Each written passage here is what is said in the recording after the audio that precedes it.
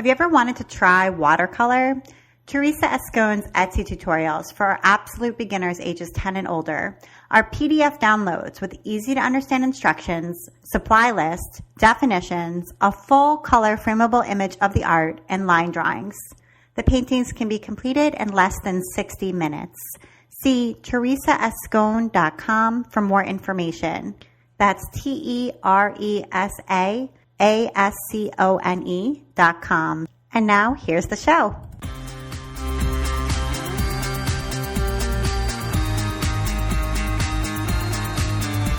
Welcome to episode 79 of the While She Naps podcast. I'm Abby Glassenberg. Today we're talking about making and selling handcrafted products with my guest, Arounna Khounnoraj. Arounna Khounnoraj started Bookhou with her husband, John Booth, in 2002 as a place to combine and market their work. Both Arounna and John started out as artists, Arounna as a sculptor and John as a painter. But as time passed, their endeavors grew to include ceramics, fiber arts, architecture, and furniture making, to name only a few. Needless to say, Bookhou defines itself as a multidisciplinary studio where the husband and wife team explore a variety of mediums, both individually and collectively. Most people, however, would probably know Arounna as a printmaker and surface designer through her work in creating fabric bags, personal and home items, which showcase her unique pattern designs. Arounna Khounnoraj, welcome. Hi, Abby. Thanks for having me. Yeah, it's so great talking to you. I have admired your work for years and years online, and so it's wonderful to finally get a chance to talk together. So first, let's just start off by telling me how Bookhou got its name. Well, Bookhou is basically a hybrid of John's last name and my last name together. So it was, the days before Bennifer. So when we first started, we weren't really quite sure what we were going to make, and we didn't really want a business name that was reflective of a, particular thing or style. And we thought Booth and Khounnoraj sounded like an accounting firm. Just thought, let's try to combine our last names together. And so we did, and we kind of liked that it was a play on the French word beaucoup too. Right. So it just kind of stuck. And when we first started our business, we were always told by lots of people that we should choose something really short and simple and kind of easy to remember rather than something really long. And so that's how it started, and it kind of stuck. So we kept it. And it's always written in lowercase letters. Yeah, and then actually the funny thing was I started to rebrand recently, and then I changed everything to uppercase. It was really strange. Like I would say for like over 10 years we did lowercase, and I always, when I write emails to people, everything, it's always lowercase. I don't know, there was just something kind of gentler about lowercase. And then when I was rebranding it, I just decided to kind of go with uppercase just to kind of give it more of a stronger presence. Interesting. Yeah, it's so interesting to think about. But I have always noticed in the past, at least, that it's always been lowercase. So tell us a little bit about your background. Where were you born? And I know you weren't born in Canada, right? When did you come to Canada? I was born in Vientiane, Laos, which is a small country in Southeast Asia near Thailand.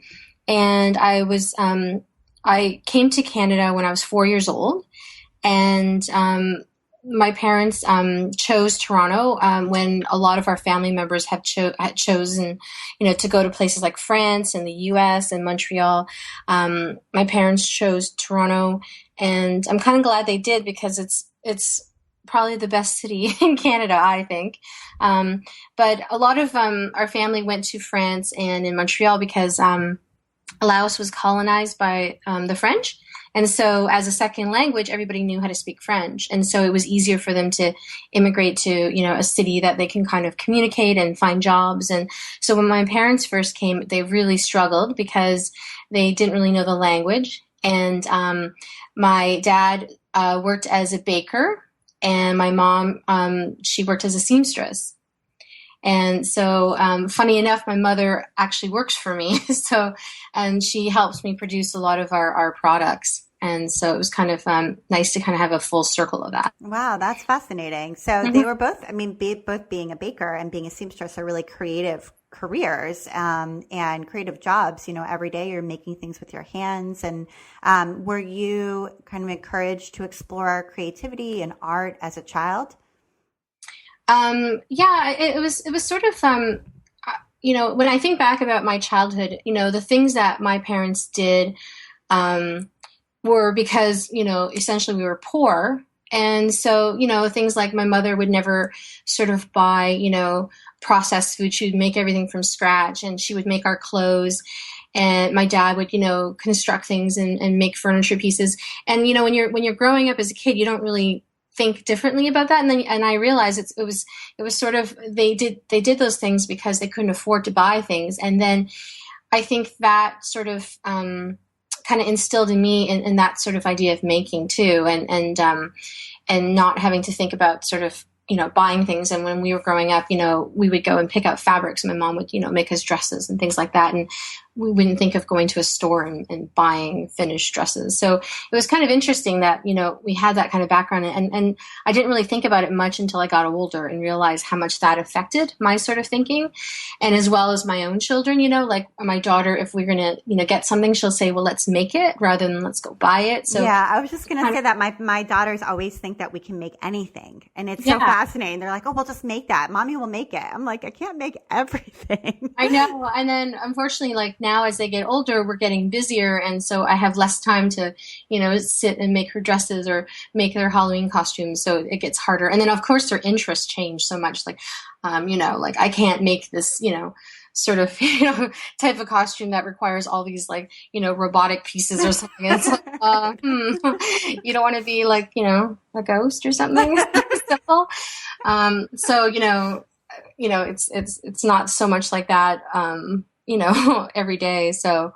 Right. But so when you were leaving high school, when you finished high school and you were leaving home and getting ready to go to college, what did you think you wanted to do, and what did you end up studying? Well, I was always making as a kid. I did a lot of sewing and knitting and all kinds of crafts, and I've always enjoyed making things with my hands. And so initially I wanted to go into architecture, but I sucked at math, so I didn't get the right credits to do that. And then I applied to Ryerson University for photography and film, and then I missed the interview for that one. And then I decided that maybe I should go to art school. So I went to the Ontario College of Art, and I thought that would be better for me than going into a specific program and having more exposure to a lot of different kinds of mediums and techniques. And so it was. So I went there, and then I did mostly ceramic sculpture when I was there. And then after I finished 4 years there, I went to a school in Halifax, Nova Scotia College of Art and Design. And then I continued there to do some more ceramics. And then I started doing some printmaking, and then as well as doing sculpture using, bronze and stone, and getting more interested in other materials other than clay. And then after that, I went to grad school at the University of Waterloo. And then at that point, that was when my work completely changed, and I kind of transitioned to more textile-based sculptures. And I did that. All along, sorry to interrupt, but all along it was really sort of fine art focused, like if you're doing ceramic sculpture and then to textile sculpture and bronze. I mean, these are really going to be like fine art pieces that would be displayed in a gallery. Yeah, and I had shows in galleries, and, I applied for grants, and I sort of did that whole route for, I would say, probably a good, I would say close to 10 years. And then I did, so the turning point was I did this show in Toronto called the Toronto Outdoor Show, where it's at City Hall, and all these different makers will go and sort of pitch a tent and showcase their work. And it was really the first time that I kind of showed my work in more of a commercial setting, where I was there to sell my work, not just exhibit it. And I had a really great response. I sold all my pieces, and I won 2 awards at the show. Wow! And what kind of work were you showing at that? Well, I was doing more of a textile-based work, and then what I did was a lot of my work that I did was really installation-based. And so what I did for this show was I created sort of smaller structures and put them in shadow box frames. And that I felt like it gave it more of like this product idea, because you had this sort of kind of object inside of a box, and people kind of understood it. I take that and I, put it on a table or hang it on a wall, and it didn't give them that confusion. Like a lot of my other sculpture work, it was sort of loose, and, you would put it on a wall and some people wouldn't really know how it would work, and it was really confusing. And so I think by kind of creating these shadow boxes, it gave it its own little kind of environment space. And it was easily understood, right? So people could come by, they could see how they could bring it home and it was what they would do with it. So as you said, it was almost like art as a product now. Exactly. And during that show, I met this woman, Melanie Egan, who is the craft coordinator at Harbourfront Centre, which is this place in Toronto near the waterfront that is a great artist in residence studio space. And they have jewelry, they have glass, ceramics, and textiles. And she had suggested that I applied to do the residency. And my first remark to her was, "Aren't they all screen printers?" And then she's like, "Oh, no." She goes, we've had a lot of, different, people come through, and we've had some sculpture-based people. And so at the time, John and I were living in this tiny, tiny little one-bedroom apartment. And I was like, oh, the idea of having a studio would be so luxurious. And because the studios were funded by the government, the rent was so inexpensive. I think it was, at the time when I was there, it was like $60 a month, which is super cheap. And you had access to like a full-fledged studio. I mean, you had to share it with other residents, but it was just like, the sky's the limit. Like anything you wanted to make, you had the space. And so I said, well, it didn't hurt to apply. And so I applied and I got in. And then my first week there, I kind of, was getting set up, and I thought to myself, I really can't make my sculptures here. Like, it's just, I don't think that if I did that, I would really fully utilize, the studio space. And so a lot of the residents there at the time were all like, screen printers and, doing different kinds of stuff. And so I basically said to, some of the students, the studio mates there, like, can you teach me what you're doing? And so they taught me how to do repeat prints and, all these different kinds of things with screen printing. And then I started doing it because, throughout my work, even though I was doing sculptural work, I did a lot of drawing.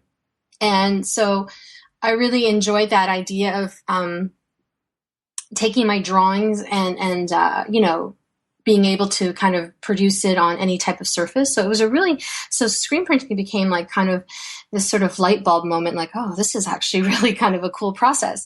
And I did do some screen printing in school, but it was mostly on paper. And, we had to do like so many colored layers, and with screen printing on cloth, you could just do one color and it could be really interesting. And so, the first project that I did from the screen printing was I did a series of multiples.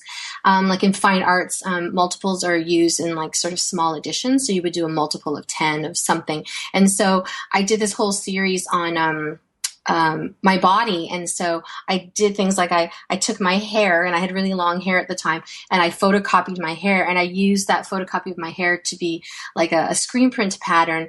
And then I was doing some other sort of types of things, using different sort of patterns that was related to my body. And so I did that as a series of multiples at first. And then, in the downtime, I would just, I would just sort of do doodles of, flowers and things. And I was screen printing them on cloth. And then I would make them into little bags for myself and for like my studio mates.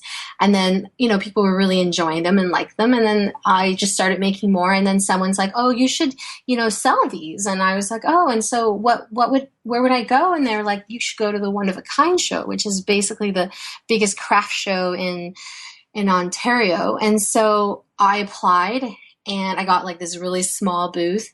And, I had a very simple setup with like an ironing board and some little boxes with some of my stuff. And like, I sold everything, and I was like, oh, this is really great. Like I would be spending like days and months on like my sculptures. They were so time consuming. And then if you got like $3,000 or $4,000 for your sculpture, it'd be like so exciting. And so, I would sell my work, but it'd be like maybe once a month or once every few months. And I was thinking to myself, well, this, whole making of, things on, and making accessible items is kind of, enticing because Yeah, was fast. it sounds like that feedback from the buying public from the beginning really like was really motivating for you to Yeah. say like, okay, I can turn my art into this product and then I can sell the product at a lower price, but sell more of them and like talk to people and see them use it and they understand it maybe in a easier way, a more straightforward way than a piece of fine art might be or a sculpture or an installation might be. And that sort of interplay between like commerce and art was appealing to you.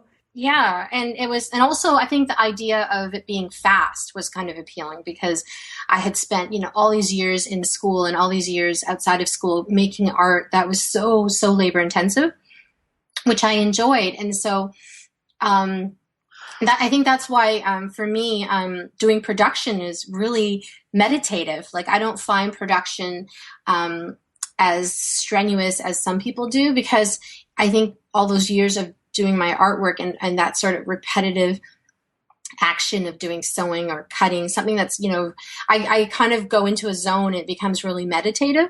And so, that idea of production was what kind of worked for me in sort of my work ethics and my method of working. So it kind of worked out really well. Right. So after that first show, so you had that show and it was, that like sort of craft kind of show and it was really successful. It sounds like you sold out. And so did that then lead you to come back to John and say, hey, maybe we should open a store, or was there some steps in between there?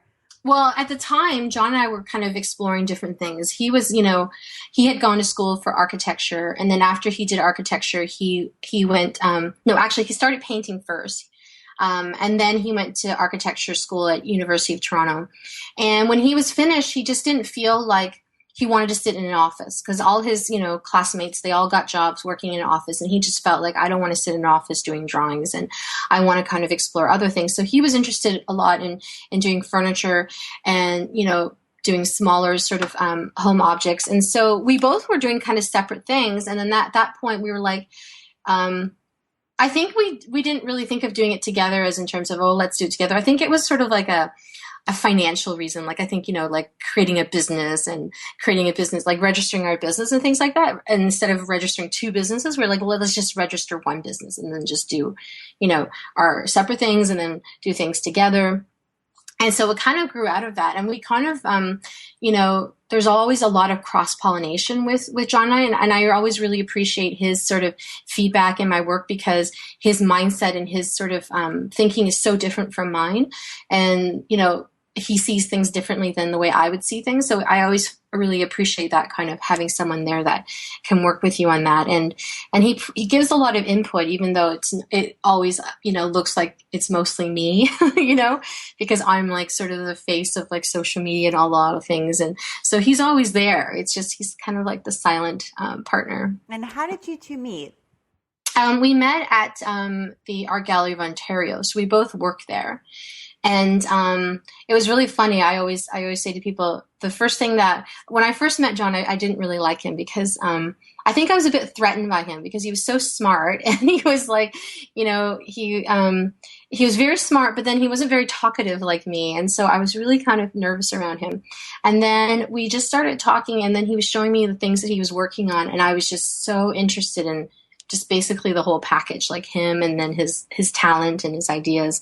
And and so we worked there for a good while. And then we had always sort of worked there. Plus I did some other teaching jobs and then we ran our business. And then at one point after we had our kids, we just decided that we needed to do this business full time.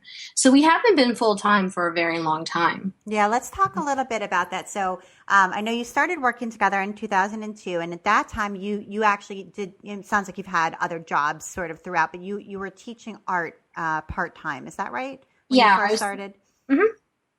Yeah.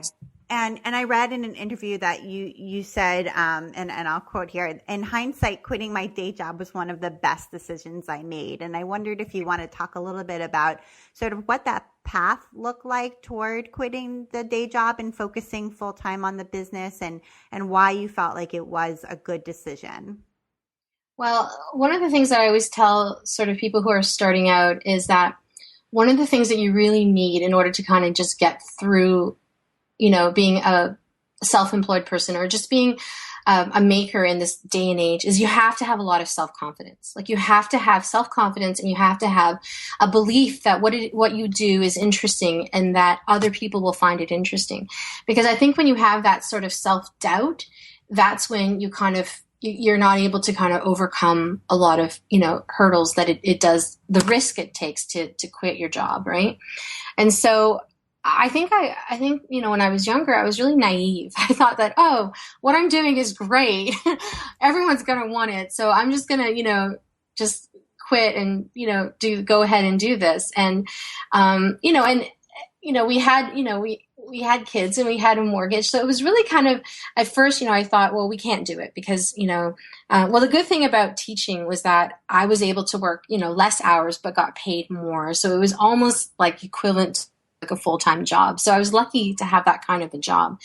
And then when I finally decided to quit, I realized that the amount of money that I was making like per term for a class we made that in a week in our business. And that was like a huge sort of shocking moment because I was like, why did we wait so long to quit? Like we are making way more money with our business than we were with these jobs, but sometimes you can't leave those jobs because it just gives you a certain type of security. You get a regular paycheck, when it's coming, what your job entails. And then you just, and everything else that you do as a self-employed person, it's all on you. Everything is on you. Right. And some people don't want that pressure because it's like so much pressure to have, everything determined by your actions and your actions. I was just saying to my husband last night that when you are self-employed in a career like this, in an art career, you literally have to constantly pedal the bike. Like if you let the bike slow down or you get off for a few minutes, things stop. And, so there's just a certain kind of pressure where you have to continually pedal. Constant pedaling. And at the same time, there's a lot of reward from that because every dollar that comes in came in because you pedaled. But every time money doesn't come in or projects don't come in, it's because you stopped, Exactly. And it's really funny because sometimes, I'll talk to like family members and they'll always say to me, you could take a break. You're self-employed. You could take like a week off. It's no big deal. And they don't realize that you taking a week off, it's like, when you come back, you have to work twice as hard or more just to kind of get caught up, I just want to pause things here for a moment to talk about our sponsor. Teresa Escone portrays her impressions of Alaska's flowers, landscapes, and animals in a colorful, distinctive style that captures the rugged beauty of Alaska, where she lives. Her original watercolors have been sent to Korea, England, and Russia as official gifts from the municipality of Anchorage. From 2001 to 2005, she designed the holiday note card for the Anchorage Police Department. An award-winning PBS-produced video called Landscapes of the Imagination, The Art of Teresa Escone, honored her in 1988. Teresa has taught art techniques for more than 30 years and introduced hundreds of people to the joy of creativity. She taught through the Anchorage community schools and traveled around Alaska through the UAF system conducting classes. Her teaching led to step-by-step learning methods used in her book, The Ultimate Palette, for which she holds a design patent. Teresa taught through the UAA Community and Technical College for many years and created UAA's Ultimate Watercolor Academy for adults who wanted to learn watercolor in a safe and non-threatening atmosphere, a hallmark of her teaching style. The success of the Academy and its student art shows resulted in her nomination for the UAA 2000 Chancellor's Award for Teaching Excellence. She also teaches watercolor classes on cruise ships. Teresa's illustrated Things in the Sky, a textbook for primary school portraying the Arctic sky and elements of weather.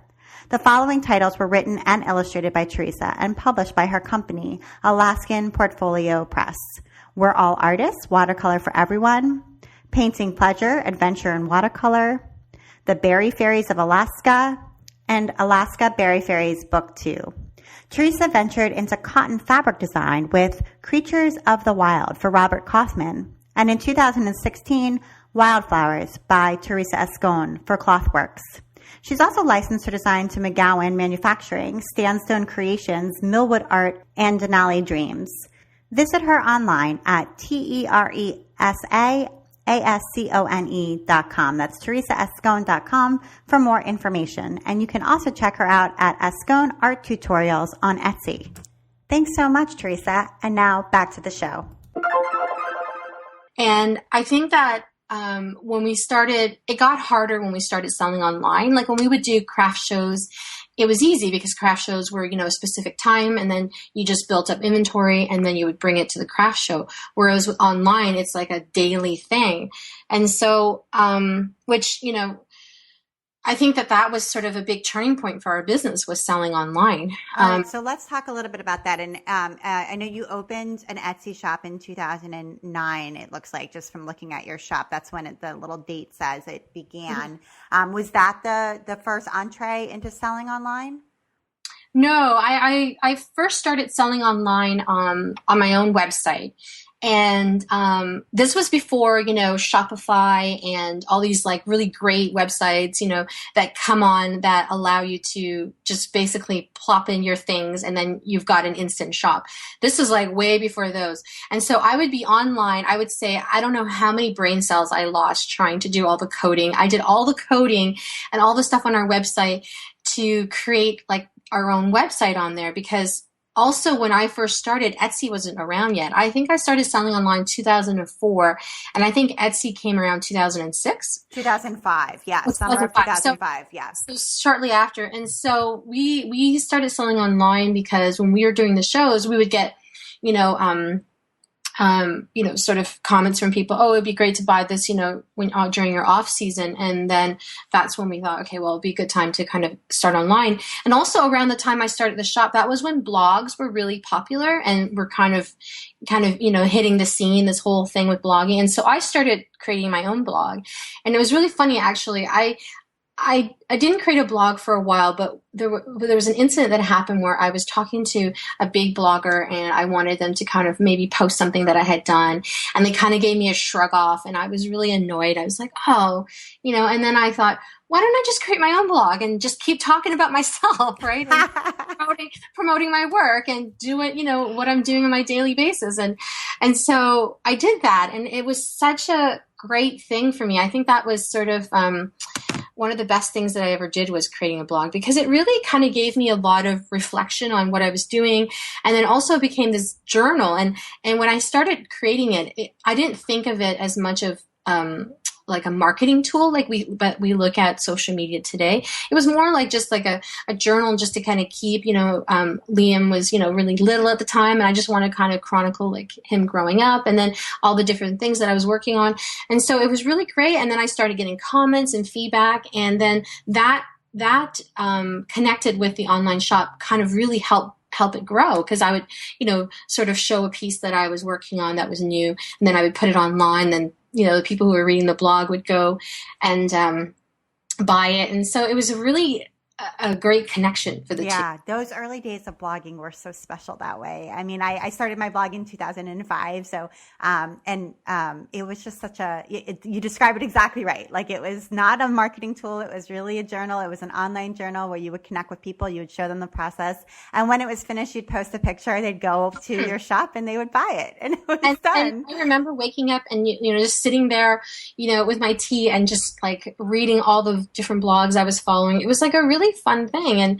And then slowly, of course, other sort of social medias started to take over. And so I don't write my blog at all anymore because it's just too much work now, because I would have to take pictures, upload it, and write this whole thing. And I kind of miss it sometimes. I kind of think about going back to it sometimes, because I find like I mostly use Instagram, and I find that Instagram, it's so like, is limiting sometimes, because you can't really tell a whole story, Yeah.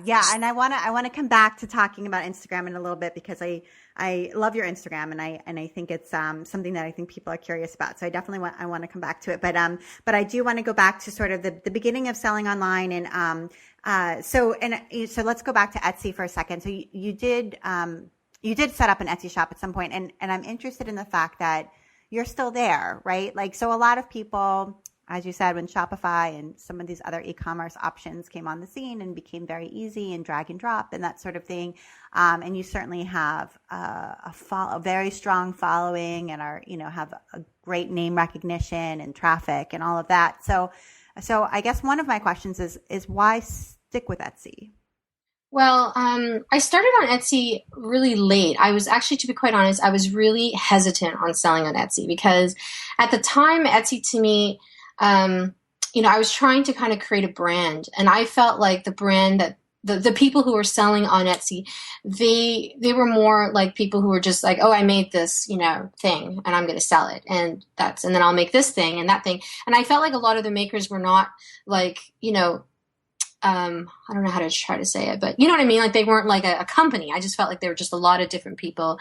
It was very like eBay, like, just I have this whole random, bunch of things, and I'm going to just use this forum to kind of start selling. So it wasn't really appealing to me. And I remember at the One of a Kind show, I met this couple, and at the time they had just started this company called Fitz Felt, which is a big company now, and they had just recently sold it to Knoll. And she was selling on Etsy, and she really loved it. And she basically convinced me to go on there and sell. And so if you look back at my first sales on Etsy, a lot of it was just like, at first I wanted to use it as like, I was really interested in like things that I found in vintage shops. So I used it as like selling vintage things. And then I started selling like things on sale. Like, oh, I would have these little group sales. Okay, these things didn't sell. I'll sell these 3 things together. And then all of a sudden I started getting these emails from people. Oh, that thing that I saw in that photo, I want that. I want to buy that. Can you make it for me? And I was just like, yeah, sure. And then I just realized like after a few months or so, just the traffic, like the people that were coming from there were just like, they were really great. They just kept wanting things and wanting things. And so then I decided, okay, I'm going to start selling all my things on Etsy. And then the reason why I moved over to the other shop was because I felt like the layout of Etsy was really confusing. Like if you wanted to kind of show things in categories, it was hard. And then when people would go through the site, it was just kind of overwhelming. You're going through page after page of stuff. And so I decided that I only wanted to sell like the things that were popular, which were bags. And then on my other website, I would have a variety of things. I would have the kids things. I would have like home things and, just a variety of things because you had more control of the layout of the site.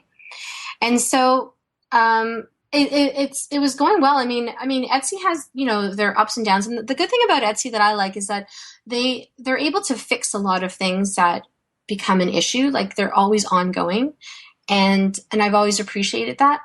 And, I think, there has been times where I've wanted to leave because it does get really expensive. Like we spend like almost like $3,000 a month just to pay for fees. And so we kind of see Etsy as like almost like a brick and mortar, like we're renting a shop because the fees are so high. But I stick with them because they do a lot of different things. They started this Etsy Made in Canada show where all across Canada, there's a craft show that's in all the different communities in Canada, and it's all on the same day. They do a lot of, things with other sellers where they're trying to help them improve their shop, doing, different sort of learning and marketing tools. And then, and then we sold at West Elm. They partnered with West Elm, and they had us there a few times selling our work. And I always feel like they're a company that's like a community leader, like they're trying to kind of help you as a maker.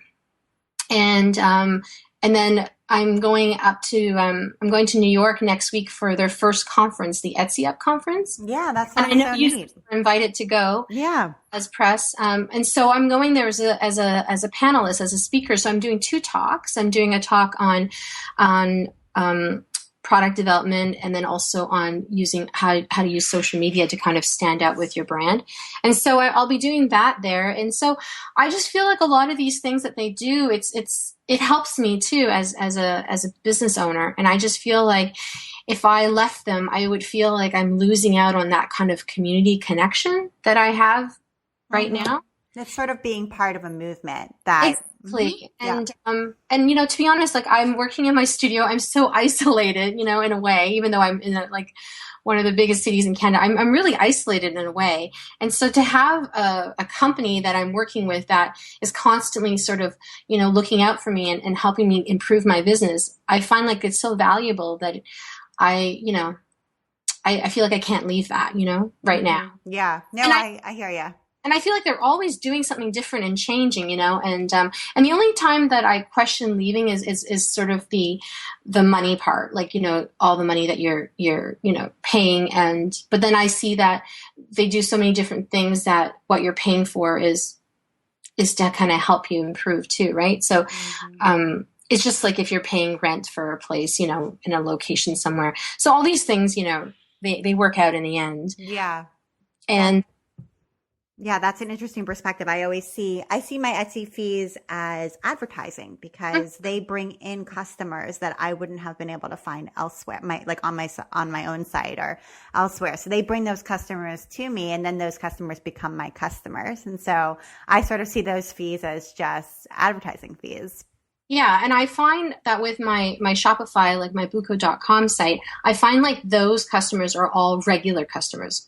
And then I find the customers I get on Etsy are all new customers. That's right. And that's why it's advertising fees. Yeah. Because they bring in the new customer. And then what I do next is I have that person, if they want to, join my email list. And then once they're on my email list, then the next purchase they buy is from my own shop. And so for me, Etsy brings in the new flow of customers. Mm-hmm.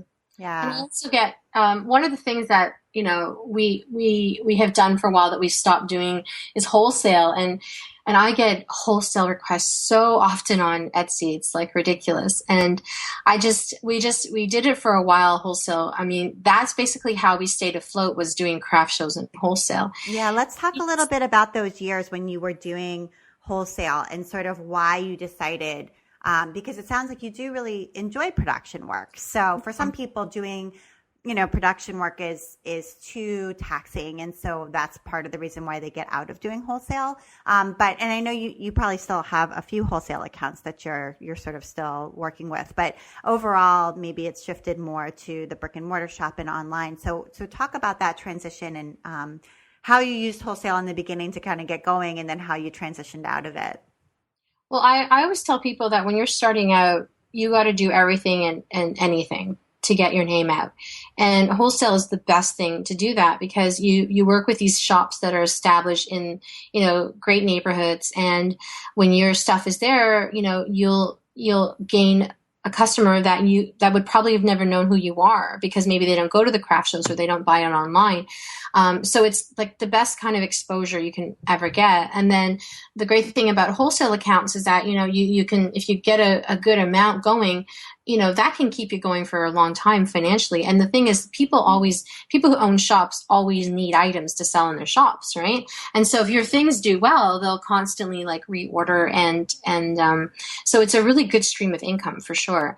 And the thing I think for me, for not doing wholesale, it's more just my lack of organizing that part of it. And then also the financial part of it, because a lot of my prices haven't changed in 10 years. And it's just due to the fact that I look at sort of, the fact that I make everything here in the studio. So I don't really have a lot of huge overhead costs. And I just find that, selling something for half of what it is that I could normally get at a show or online, I just feel like it's such a huge financial hit. And we're trying to develop a new product line that we can wholesale. And it's just taking a really long time because we're so busy with our own, sort of day-to-day production. So I guess, for example, what we're trying to work on right now is to do a paper collection. And then also include in that paper collection things like, pouches, tea towels, and maybe some simple tote bags, and kind of have it more manufactured, and then that way I can kind of give, these shops a little bit of what we do rather than like the things that we normally do, because the stuff that we do, it takes so much time. And then the money that I ask for, it's really a good amount. And then if I were to, if something's 100 and to wholesale it for 50, I just feel like I'm actually losing money. And the only times I do wholesale now is if it's a shop that, like, there's a shop right now that's in Hong Kong that's interested in our work. And, we don't have a shop in Hong Kong. So that would be kind of interesting. And it's so expensive to ship to Asia. It might be good for some of our things there so that people have access to it. So things like that. But I just find with wholesale, you have to be really kind of, I was kind of in the early days, I was kind of, just just, flying on the edge of my seat. I was not really organized with it. And I think that if I create specific products for wholesale, I think I could do it again. But right now, with our own inventory that we have right now, I can't do it. It's too much, and we only have really just myself, my mom helps me, and then Alex. There's only two of us, and then John helps too, but John helps more with like the finishing of the leather and things like that. So there isn't really a lot of us here. We're not a big factory, so we're just not capable of it. And since we do so well online, that it just makes more sense for us to just keep that. Right. Yeah, no, I understand. I totally understand what you're saying financially. And did you get all of back in the heavy wholesale days, did you get all of your wholesale accounts just by being online and people seeing it or people coming to craft fairs? Or did you actually do trade shows at all, or? No, I didn't do any trade shows, but yeah, all those things like at the craft shows, and then they'll see it online, or they'll see a friend wearing something and they're interested. And yeah, and there's some people I still wholesale to that I was wholesaling to like from the early days because, we have this relationship. So I still do things here and there.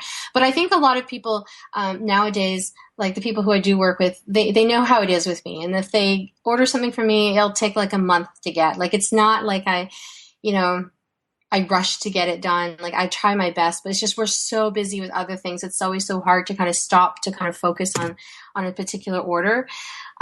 So we just sort of do it, and if they're patient enough, they'll get something from me. But it's also I kind of get disappointed with myself sometimes because it's an area of that could be something else. You know what I mean? Like it's a market that I haven't really fully tapped into. And I have been asked a few times to do the Etsy wholesale, and I think about it, and then I always kind of panic and think, oh no, I can't do it. So then I don't. Right. I don't. And it sounds like in order to do it, you would really need to invest some new staff energy into managing it, and that just isn't where you are right now. And getting it produced, right? And Exactly. Work, I would have to get fabric screen printed.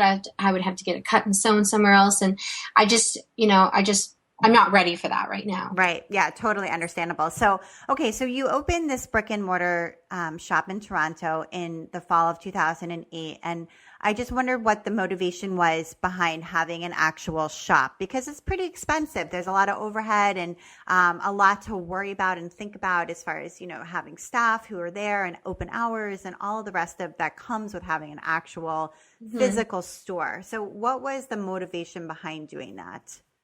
Well, I'll just quickly take you on a quick journey of our living situation. So when John and I first moved in together, we basically like lived in a tiny little apartment, and we've never had a separate studio. We kind of always just worked in our homes and things like that. And then after we moved from there, we moved into our condo, a really tiny condo. And this was just before Liam was born. And then we took on a studio at the Distillery District, which is like kind of a historical area in Toronto. And when I had Liam, it was really hard to like go from home with all of his things and then go work in the studio.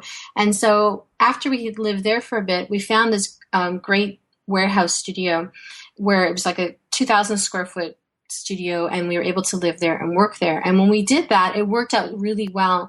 And the reason why we decided to have a brick and mortar was because with John's furniture, he always would get appointments from customers, and it was always kind of hard kind of scheduling it all. And then we thought, well, we need a place where people know what our hours are and they'll just come when we're there. And so then I started dreaming about having a storefront place, and it had to be kind of in the downtown area. It couldn't be too far away, and it was really expensive. And but we were able to make it happen because when we bought our loft space, it was a power of sale. I'm not sure if you know what that means. No, I don't. A power of sale is basically when someone doesn't pay their mortgage anymore, okay. And so the bank takes it over. Like a foreclosure. Foreclosure, yeah. And so when the bank takes it over, they sell it for whatever the person was owing on their mortgage. They don't sell it for market value. Okay. And so we were able to get this huge space for basically like nothing, because the place was abandoned by this person and we had to do a lot of work to fix it. But that place gave us, when we sold it for market value. And so we made, some money from that place. And so we were able to buy our place our shop now. And we wanted a place that basically had a storefront, had a studio, and a living space all in one. And then this place had come up, and this place was, it took them forever to sell it because it just was kind of, dumpy. But we saw the potential. Like, we saw that it was, the interesting thing about the place, which we're happy about, was the people who owned it covered it all up. And so we just took all that stuff off. And then it revealed this really nice, 18th century building. So it was kind of great that way. But we had to have a space like that because, with our kids, that was really the main reason, was because we had our kids and we wanted our kids to, not having to be schlepped back and forth from studio, and then also them being able to kind of play and do their own thing while we're working. Right. So right. Having home and work in one physical space together allows you to do both jobs of parenthood and your work job together all at once. And that is the only way we've been able to balance it. And it's been going well so far. So I'm kind of glad we made that decision to do that. And part of the reason why we wanted to have a brick and mortar too was because a lot of people that I kind of started my business with, like other colleagues, had started to kind of, get things manufactured and did things overseas.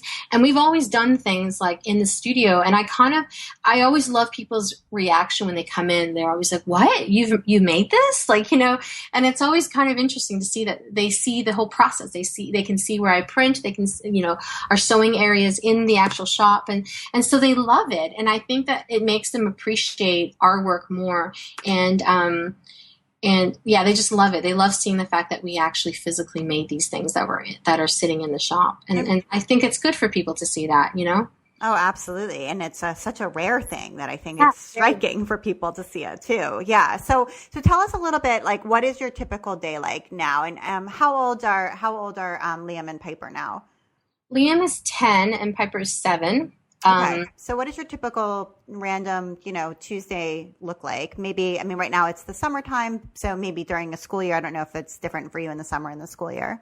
No, it's pretty much the same. We try to take some time off to go to the cottage and things like that. But most of the times it's, my typical day always starts with, getting up and then checking emails. I always have so many emails to go through. So I have to check, I have to check like the social medias, I have to check, because sometimes people leave you messages on like Instagram and Facebook, and then I have to check my Etsy. And then like, there's so many kind of things to check. And that usually takes about, an hour and a half to 2 hours.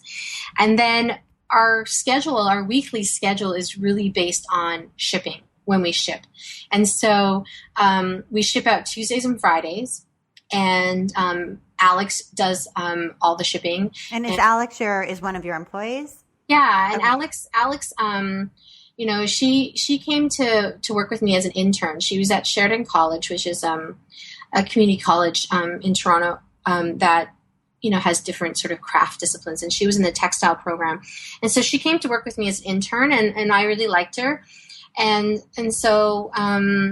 When she graduated, she was working somewhere else, and then she had contacted me and asked me if I needed anybody, and I was like, at that point, I did need someone. So I hired her on, and she's been with us for almost 2 years. And, I've had other employees, and they kind of move on to kind of create their own businesses or, move away. And so, and my mom, she had lived in France for a long time, for over 20 years. And so, her husband passed away 6 years ago, and so she had come back to Canada, and she was still kind of she's a little over 60, and she still has lots of energy, and so that's why she started working for me, because she just wanted to have some extra income for when she's traveling and things like that. And so it works out great, because like my mother, I always think I'm like a fast sewer. My mom's faster than me. She's like crazy.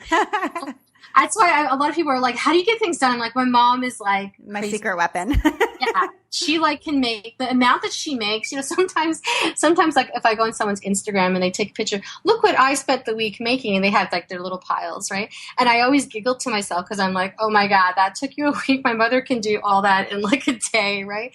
And so I'm really lucky to have her. And so basically our week is sort of dependent on what items need to be made to be shipped out. And we try to have a lot of things pre-made because we do, small craft shows throughout the year, and then the really big one, like the one of a kind show.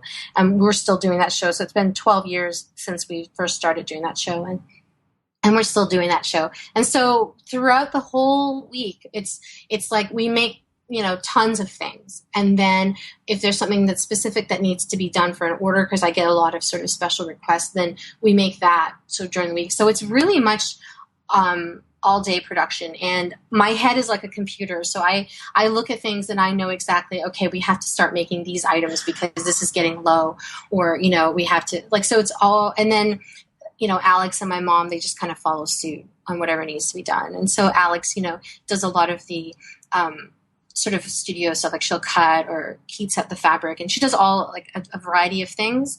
And my mom only does sewing. Okay. And so how many hours would you say are like, when is your start time and stop time? Or do you work again at like in the evenings, or is it all during the daytime? Like, what do the hours look like for you? So usually I start the day like about 9, and then it's really busy. Like I don't take lunch breaks, I just I'll just eat something while I'm working. So I start from 9 until Alex and my mom are done. And they're done usually at 5. And then when they're done at 5, I usually kind of start cleaning up the studio and just sort of organizing for my evening shift. And then by that time, when they're leaving, the kids have come back from school. The kids get back from school like around 3:34, and then they play for a bit, and then we have dinner. And we always make it a habit that we always sit down for dinner, and that's like our real quality time with the kids. And we chat about what they've done, and we spend usually about an hour eating, and then the kids play for a bit, and then we get them ready for bed. It's really a really short time with them during the evenings. And then we start again probably like around 9, and then we work till 2 or 3 in the morning. So it's pretty much our schedule. And sometimes I will start earlier. Like sometimes if I have a really busy schedule, I start working like right after dinner, and a lot of the times, somebody asked me once about, the time that I spend with the kids and things like that. And the thing is, a lot of the times the kids and I were always around each other doing stuff, but we're doing separate stuff, but we're always there together. We're not maybe sitting there physically for hours at a time, but we're always together. Like if, Piper's in the studio with me, she'll be sitting there working on her own projects and we're chatting, but I'm not, sort of stopped working and sitting there with her. I don't know if that makes sense, but yeah, no, I think it does make sense. And I think it's very easy in this day and age to sort of make yourself feel guilty as a dad, because I'm not a dad, but as a mom, that you're supposed to sort of stop everything and sit. And I'm not talking about dinner time when, yes, you do stop everything and sit and focus, but I'm talking about sort of, after school time or weekend time or whatever, where you're supposed to sort of stop everything and sit and like play a game or have that focused attention with your child like that. And I guess I feel like it's sort of a modern expectation, because I can't imagine that parents in the past sort of stopped all their work to sit and play with their children. Like I just don't think that was the expectation, but somehow today, like that's what you're supposed to do. And I don't necessarily think maybe there are times when that's appropriate and the right thing to do, but I don't think it is actually the best way to be a mom, I mean, like I try not to like sugarcoat things. I mean, a lot of people know I'm a working mom, and I'm not that type of mom. Like I'm not I don't cook, right? John does all the cooking because I don't know how to cook. Like, I mean, like my kids tell me how to cook. They cook. The kids can cook better than me, and it's just and my mom's a great cook, and they're always like, why don't you cook like your mom? And I'm just like, that just wasn't my interest, Like I see food as sort of just like a substance. Like, okay, I have to eat, so I'm not gonna all over. But I don't sit there like John has an interest in food. He buys a lot of cookbooks. He gets the magazines. He loves the cooking shows. Like he has a real interest in it. Right. And I don't have that interest. Right. And so I've never been sort of that type of, stay-at-home cooking mom doing all these different things. But I feel like what they take from me is just as, rewarding, that the fact that they see how hardworking I am and how focused and determined I am. And they've grown up to be like really creative and independent children, and I think that was great, even when they were little, there's pictures of Liam and the baby Bjorn on my chest while I'm sewing, because he was napping and I'd be like sewing, and so they're just used to it. They just know that's just how I am, right? Right. And so, yeah, and I find and on Sundays we usually we usually take Sundays off and we do something with the kids, like a day trip or do some type of activity. So we try to do that. And then in the evenings, after we have dinner, we always go for walks and things like that. So they get a lot of our time. So, and then we're always here. Right. Yeah. I think it's good. I think that's a really good, model. And it's a good thing for people to hear. Like there's just multiple ways to do this well. There's multiple ways to run a business well, and there's multiple ways to be a parent well, and to do both of those things at the same time. And it's challenging for everybody, but there are ways to make it work. And it, anyway, but it's hard work. I mean, you're up late, you're working really late and, putting in a lot of hours. So yeah. And everyone always wonders, like, why do you really work that many, do you really have that much stuff to do? And it's like, yeah. And it's like, even when I don't have like production work to do, there's like things like other people don't realize that you do, like you're designing, you're doing prototypes for new items or new patterns. Like there's all these things that you're trying to squeeze in every moment, Absolutely. And so that's, yeah. So you're trying all the time to keep it all kind of together. And the reason why we work so hard too is because, like both John and I are like middle age, and we just feel like, in this day and age, if things are going well, we have to kind of just keep the wheel turning, because in 10 years, we might not be successful. We might not be doing well. So we have to kind of take it while we have it, And so that's sort of the reason too that we're working so hard now, because things are going well. Business is good. So I have to kind of just keep it going, and because you never know what's going to happen, right? I mean, things change in the world so much, and design changes, and there's so many more people. And I mean, when I started the One of a Kind show, there was probably like a handful of screen printers. And now if you go to the show, there's like hundreds and hundreds of screen printers that are doing all different kinds of things. And so it's a really competitive market, and you have to always be on your toes and kind of, keep going, right? So yeah, that's fascinating. And I to think about why that is, like why there's hundreds now when there was just a handful, 10 years ago, like what caused that is sort of something to ponder. But I do want to talk a little bit about Instagram, because I promised that we would loop back there. So you have a beautiful Instagram, and I'm not the only one who thinks it's beautiful. You have 77.8 thousand Instagram followers as of this morning. So I wondered if you wanted to share a little bit about your approach to Instagram, sort of how you think about it, how you use it, and sort of what purpose it serves for your business. Well, I was kind of late on getting onto the Instagram train, partly because I don't have a phone, which I know is very shocking. A lot of people are always shocked when they find out I don't have a phone. And I do all of my Instagram before on an iPad, and now I do it on an iPod. When I first started doing Instagram, I thought it was like, like the word instant. Like it was just like, oh, here, I'm doing something, when it's, midnight, take a picture of it, and it's like a poor photo. But that's what I'm doing at that moment, right? And I did that for like months, and and I just thought that's just how it is, right? It's very raw and unfiltered.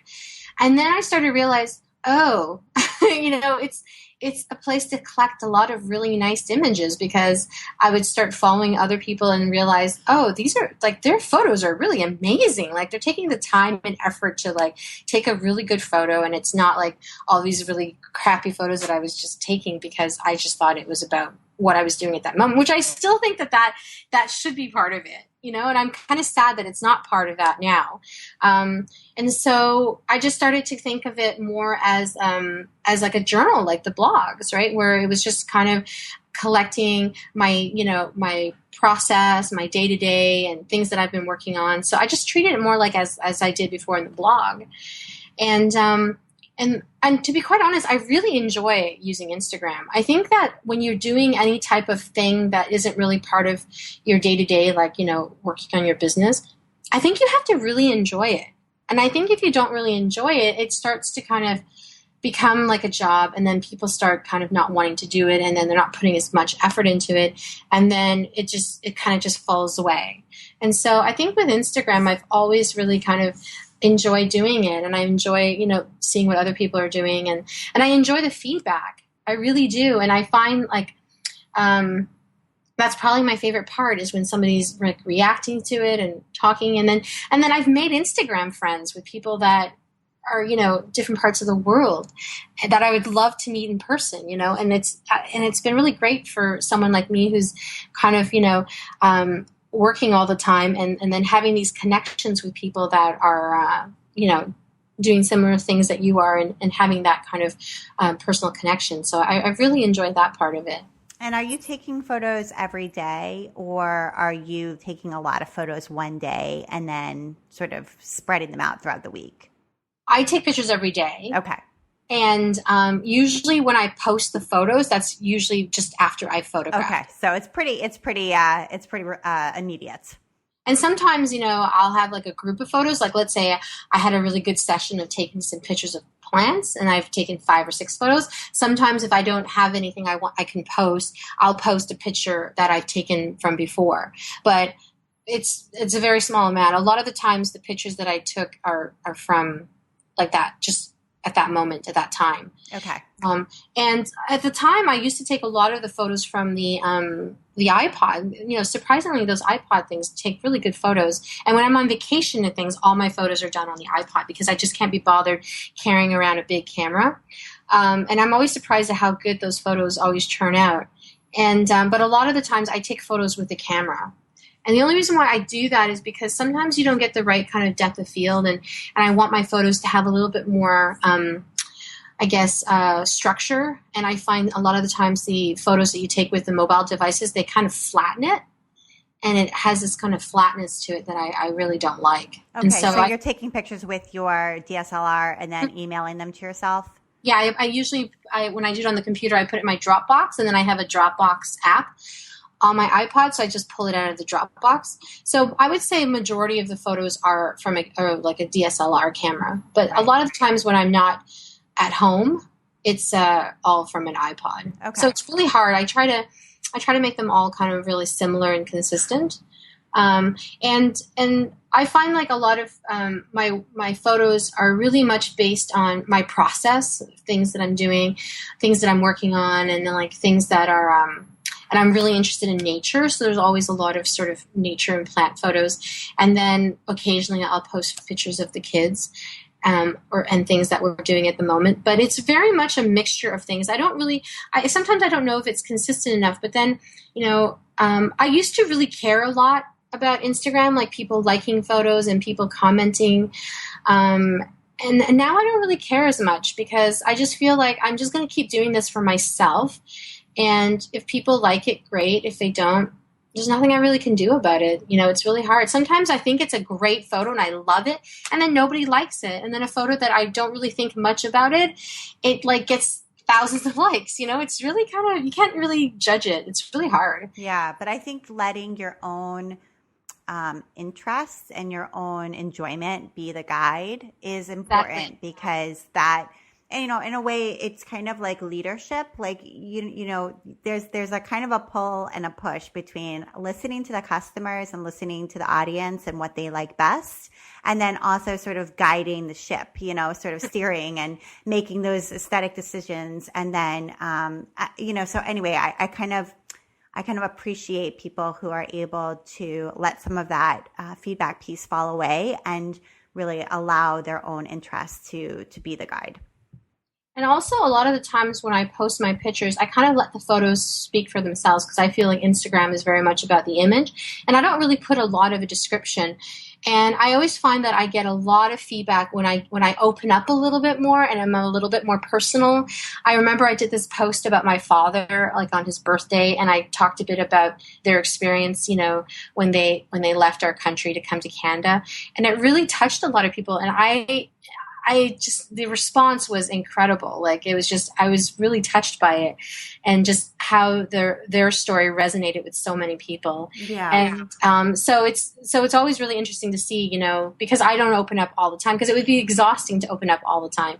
I would feel like such an open book. And I feel like, it's so hard to do things like social media because you are opening up yourself. You're showing your creative side and you're showing so much of you that when you start talking about your personal feelings, it can get really, really vulnerable. And I find like sometimes it's too much for me, but for some reason, like that post was just appropriate. Like I wanted to say happy birthday to my dad, but I wanted to talk too about the fact of their sacrifices and what they did in order for them to come over to Canada and for us to have a better life and what what I'm trying to do, me and my siblings, to kind of make that life and make that sacrifice that they made worthwhile. So I felt like I had to tell that story. So it was sort of there. But, and every so often sometimes I remember I did a post about my daughter. She was being bullied at school and I felt like I had to talk about it. And that was sort of another post that a lot of people really it affected them. So it's kind of a fine balance. I know some people